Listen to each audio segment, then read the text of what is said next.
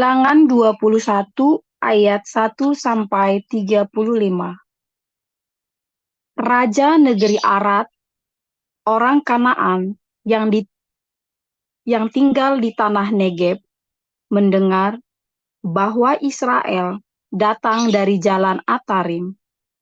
Lalu ia berperang melawan Israel, dan diangkutnya beberapa orang tawanan daripada mereka. Maka bernazarlah orang Israel kepada Tuhan. Katanya, "Jika engkau serahkan bangsa ini sama sekali ke dalam tangan kami akan menumpas kota-kota mereka sampai binasa." Tuhan mendengarkan permintaan orang Israel, lalu menyerahkan orang Kanaan itu. Kemudian orang-orang itu dan kota-kotanya ditumpas sampai binasa. Itulah sebabnya tempat itu dinamai Horma. Setelah mereka berangkat dari Gunung Hor, berjalan ke arah Laut Teberau untuk mengelilingi tanah Edom, maka bangsa itu tidak dapat lagi menahan hati di tengah jalan. Lalu mereka berkata-kata melawan Allah dan Musa, "Mengapa kamu memimpin kami keluar dari Mesir, supaya kami mati di padang gunung ini? Sebab di sini tidak ada roti dan tidak ada air. Dan akan makanan hambar ini kami telah muak." Lalu Tuhan menyuruh ular-ular tedung ke antara bangsa itu, yang memagut mereka, sehingga banyak dari orang Israel yang mati. Kemudian datanglah bangsa itu mendapatkan Musa dan berkata, "Kami telah berdosa, sebab kami berkata-kata melawan Tuhan dan engkau. Berdoalah kepada Tuhan, supaya dijauhkannya ular-ular ini daripada kami." Lalu Musa berdoa untuk bangsa itu. Maka berfirmanlah Tuhan kepada Musa, "Buatlah ular tedung, dan taruhlah itu pada sebuah tiang. Maka setiap orang yang terpagut, jika ia melihatnya, akan tetap hidup." Lalu Musa membuat ular tembaga dan menaruhnya pada sebuah tiang. Maka jika seseorang dipagut ular, dan ia memandang kepada ular tembaga itu, tetaplah ia hidup. Kemudian berangkatlah orang Israel, lalu berkemah di Obot. Berangkatlah mereka dari Obot, lalu berkemah dekat reruntuhan di Abarim, di padang gurun yang di sebelah timur Moab. Dari situ berangkatlah mereka, lalu berkemah di lembah Zeret. Dari situ berangkatlah mereka, lalu berkemah di seberang sungai Arnon, yang di padang gurun, dan yang keluar dari daerah orang Amori. Sebab sungai Arnon ialah batas Moab, di antara orang Moab dan orang Amori. Itulah sebabnya dikatakan dalam kitab peperangan Tuhan, "Waheb di Sufa dan lembah-lembah ke sungai Arnon, dan lereng lembah-lembah, lereng itu terbentang ke tempat di mana terletak kota Ar, dan bersandar pada batas daerah Moab. Dari sana mereka ke Ber. Inilah sumur di mana Tuhan berfirman kepada Musa, 'Kumpulkanlah bangsa itu, maka aku akan memberikan air kepada mereka.' Pada waktu itu, orang Israel menyanyikan nyanyian ini, 'Berbual-buallah, hai sumur, mari kita bernyanyi-nyanyi berbalas-balasan, karena sumur yang digali oleh raja-raja, yang dikorek oleh kaum bangsawan di antara bangsa itu, dengan tongkat-tongkat kerajaan, dengan tongkat-tongkat mereka.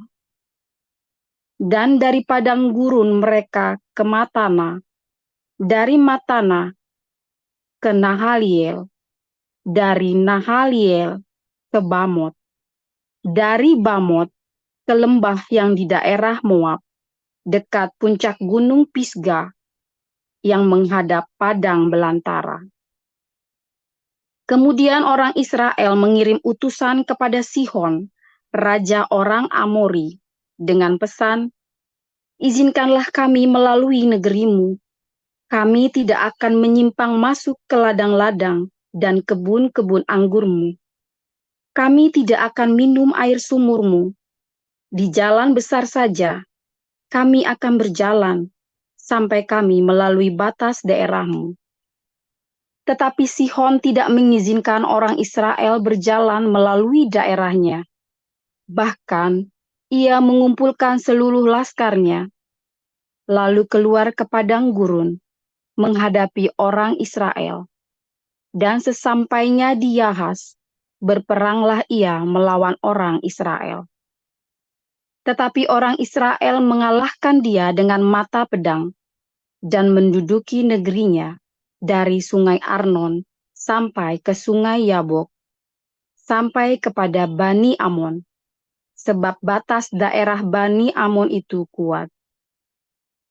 Dan orang Israel merebut segala kota itu, lalu menetaplah mereka di segala kota orang Amori, di Hesibon, dan segala anak kotanya. Sebab Hesibon ialah kota kediaman Sihon, raja orang Amori. Raja ini tadinya berperang melawan Raja Moab yang lalu, dan merebut dari tangannya seluruh negerinya sampai ke sungai Arnon. Itulah sebabnya penyair-penyair berkata, "Datanglah ke Hesibon, baiklah dibangun, dan baiklah diperkuat kota kediaman Sihon itu. Sebab api keluar dari Hesibon, nyala dari kota kediaman Sihon, yang memakan habis Ar-Moab, yang berkuasa atas bukit-bukit di sepanjang sungai Arnon. Celakalah engkau, ya Moab, binasa engkau, ya bangsa Kamos. Ia membuat anak-anaknya lelaki menjadi orang-orang pelarian, dan anak-anaknya perempuan menjadi tawanan kepada Sihon, raja orang Amori. Kita telah menembaki mereka. Hesibon binasa sampai ke Dibon, dan kita menanduskannya sampai ke Nova, yang terbentang sampai ke Medeba. Demikianlah orang Israel diam di negeri orang Amori. Setelah Musa menyuruh orang mengintai kota Yaezer, mereka merebut segala anak kota Yaezer dan menghalau orang-orang Amori yang ada di situ. Kemudian berpalinglah mereka dan maju ke arah Basan. Lalu Og, raja Basan, beserta segala rakyatnya, maju ke Edrei menjumpai mereka untuk berperang. Tetapi Tuhan berfirman kepada Musa, "Janganlah takut kepadanya, sebab aku menyerahkan dia dengan seluruh rakyatnya dan negerinya ke dalam tanganmu. Dan haruslah kau lakukan kepadanya seperti yang kau lakukan kepada Sihon, raja orang Amori yang diam di Hesibon." Maka mereka mengalahkan dia dan anak-anaknya dan seluruh rakyatnya, sehingga seorang pun dari mereka tidak ada yang dibiarkan terlepas. Lalu mereka menduduki negerinya. Matius 4 ayat 1-25. Maka Yesus dibawa oleh Roh ke padang gurun untuk dicobai iblis. Dan setelah berpuasa 40 hari dan 40 malam, akhirnya laparlah Yesus. Lalu datanglah si pencoba itu dan berkata kepadanya, "Jika engkau anak Allah, perintahkanlah supaya batu-batu ini menjadi roti." Tetapi Yesus menjawab, "Ada tertulis, manusia hidup bukan dari roti saja, tetapi dari setiap firman yang keluar dari mulut Allah. Kemudian iblis membawanya ke kota suci dan menempatkan dia di hubungan bait Allah. Lalu berkata kepadanya, "Jika engkau anak Allah, jatuhkanlah dirimu ke bawah, sebab ada tertulis mengenai engkau, ia akan memerintahkan malaikat-malaikatnya, dan mereka akan menatang engkau di atas tangannya, supaya kakimu jangan terantuk kepada batu." Yesus berkata kepadanya, "Ada pula tertulis, janganlah engkau mencobai Tuhan Allahmu." Dan iblis membawanya pula ke atas gunung yang sangat tinggi dan memperlihatkan kepadanya semua kerajaan di dunia dengan kemegahannya. Dan berkatalah kepadanya, "Semua itu akan kuberikan kepadamu jika engkau sujud menyembah aku." Maka berkatalah Yesus kepadanya, "Enyahlah iblis, sebab ada tertulis, engkau harus menyembah Tuhan Allahmu, dan hanya kepada Dia sajalah engkau berbakti."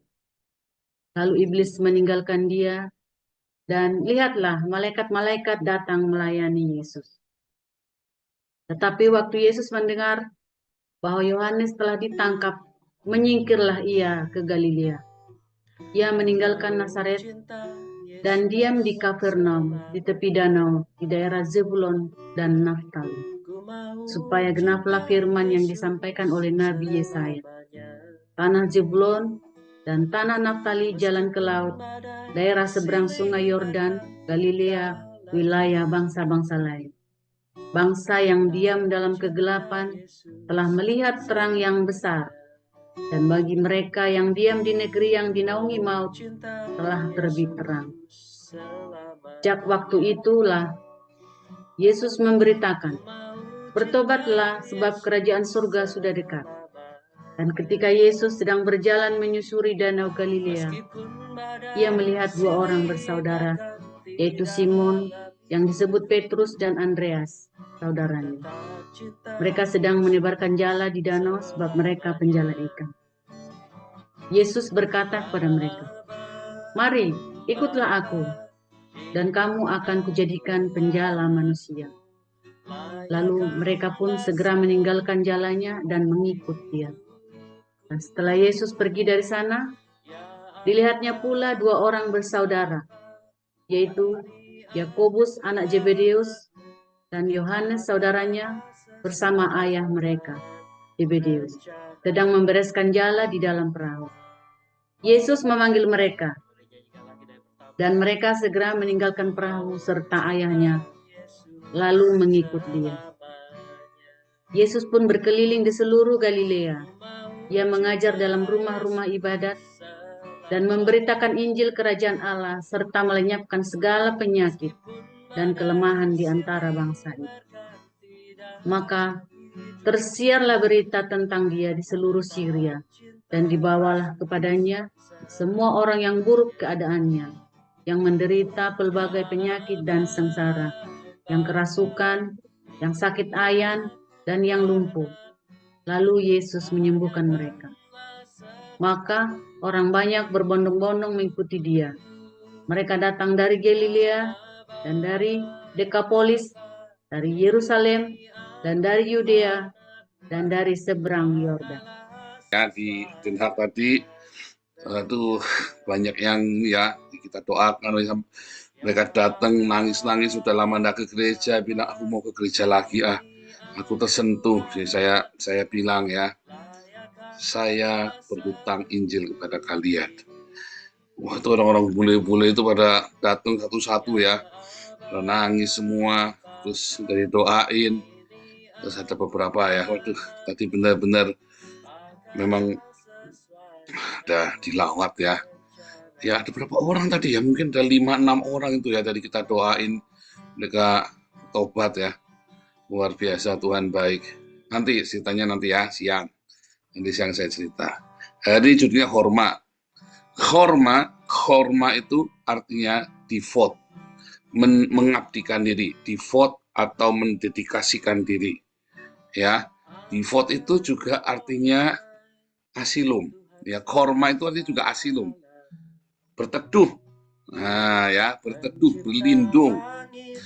Orang-orang ya saat itu dia datang ya melintasi di tanah di padang gurun itu, lalu dia masuk ke sebuah daerah dan dia bilang, Tuhan, kalau Tuhan izinkan kami memerangi orang ini, akan kami perangi sampai habis. Ya, lalu dan mereka Tuhan kasih mereka dan mereka benar-benar menang dan dihabisi mereka. Kita lagi ceritanya makna rohaniah, ya.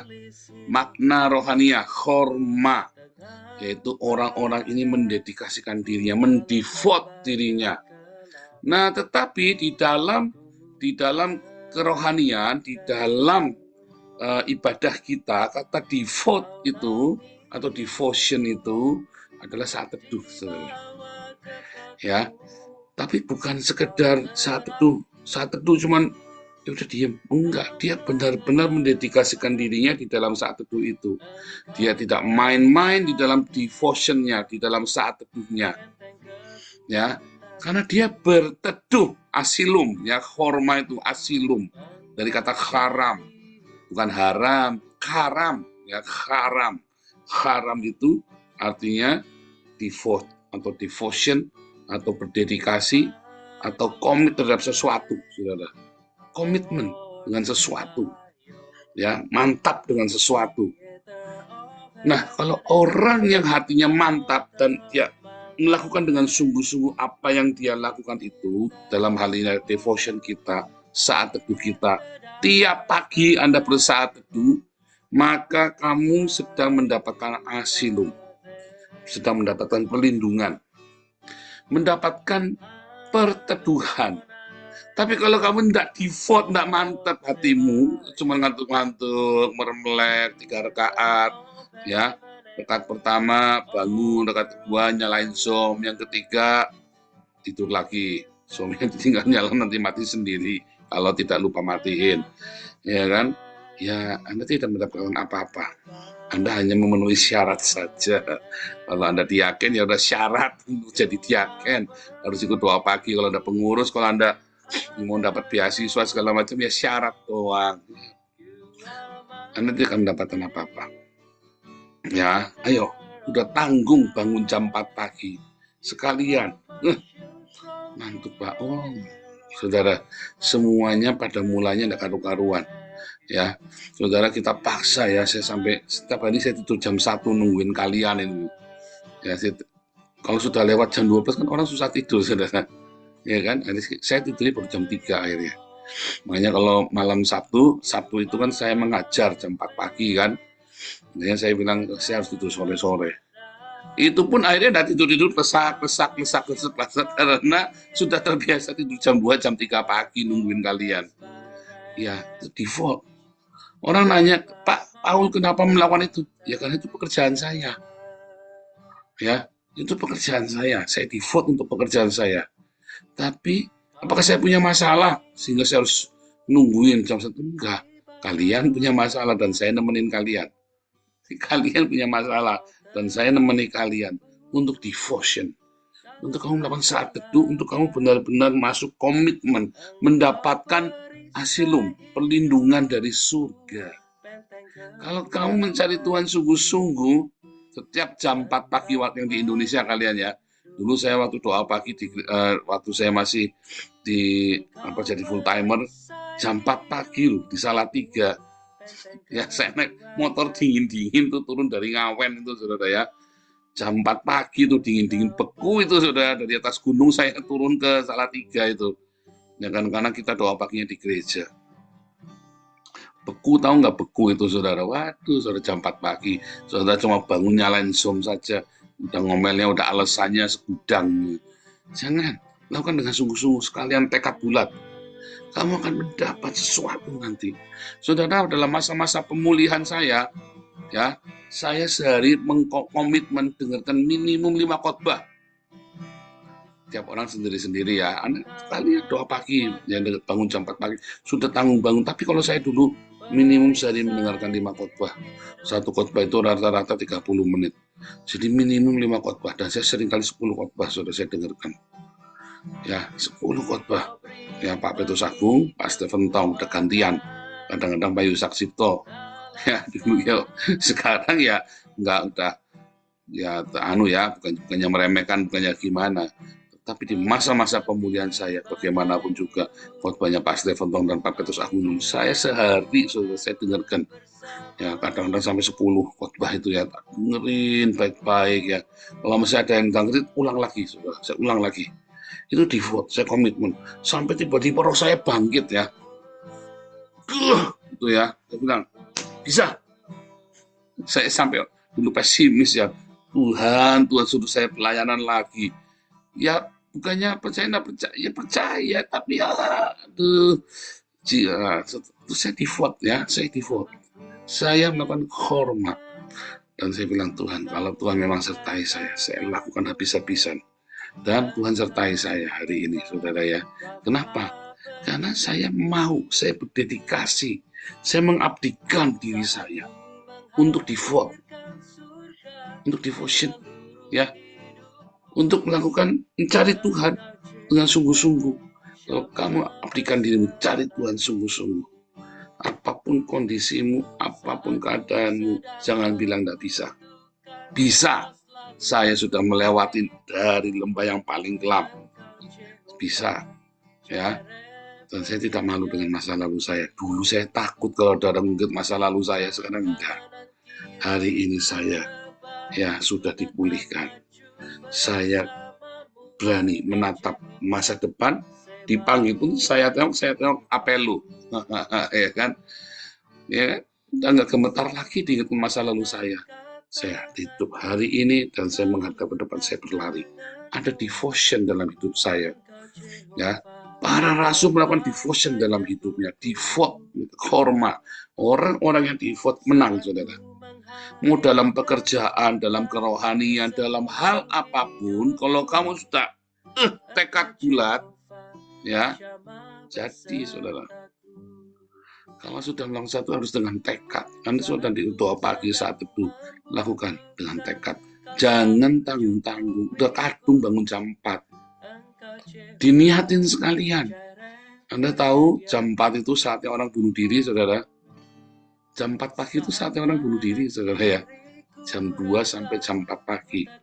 Teken di penjara itu ya. Anda lihat orang-orang di penjara itu, matinya antara jam 2 sampai jam 4 rata-rata. Itu saat-saat yang paling lengang ya, tiba-tiba dia sampai pengen bunuh diri ya kan. Saat ini yang paling seni, orang-orang pada ngorok, dia lagi bingung, tengah, cenguk, kesepian, linglung. Jam 2 sampai jam 4 pagi. Kalau udah jam 5 udah ngeliat terang sedikit aja udah nggak ini. Jam 2 sampai jam 4 pagi itu saatnya orang bunuh diri. Jam 4 kamu bangun, kamu cari Tuhan ya. Tuhan, hear to my heart, oh Lord, consider my meditation. Ya, dengarkan ceritaku Tuhan. Ya, pertimbangkanlah semua meditasiku kepada Tuhan, bukan meditasi yang merapal mantra, tapi memeditasikan Tuhan Yesus. Ya, masuk diam Tuhan. Kadang-kadang saya tidak bisa doa ya. Ya, saya tidak bisa doa. Mau berbahasa roh rasanya kok kempang ya. Ya, terus saya cuma bilang, Tuhan Yesus tolong. Tuhan Yesus tolong. 1 jam saya cuma begitu, saudara ya. Sudah speechless. Nggak ada lagi, tidak ada kata yang bisa terucapkan lagi, saking sakitnya hati ini, saking takutnya, saking gemetarnya, saudara. Tuhan, tolong. Tiap pagi itu ya, zaman itu ya, itu tanya Bu Aning tuh, Semarang itu dulu ya. Saya tiap pagi ke panti asuhannya dia ya, sama Ana, sama Bu Aning, didoain sama Bu Aning itu tiap pagi, jam 4 pagi. Tiap pagi, setengah tahun kali ya, saya waktu hampir setahun tuh ya. Hampir setahun, dan Tuhan kasih terobosan luar biasa. Ya, saya tahu setiap kali saya lagi terpuruk, saya bangun jam 4 pagi, saya doa pagi, pasti menang. Ya, saya selalu kalau lagi terpuruk itu, 1, saya pasti bangun jam 4 pagi, cari Tuhan. 2, saya pasti puasa, saudara. pasti menang. Nggak mungkin nggak menang. Nggak mungkin nggak menang. Nggak mungkin. Pasti kamu menang. Tapi default. Jangan tanggung-tanggung. Jangan cuma syarat. Udah tanggung bangun jam 4. Mau apa lagi? Ya, ingat-ingat ya. Kamu bangun pagi udah tanggung. Ya, bahkan tambahin puasa. Yesus default. Ya, Yesus saja default. Saudara, dia memberi contoh. Defaultnya 40 hari.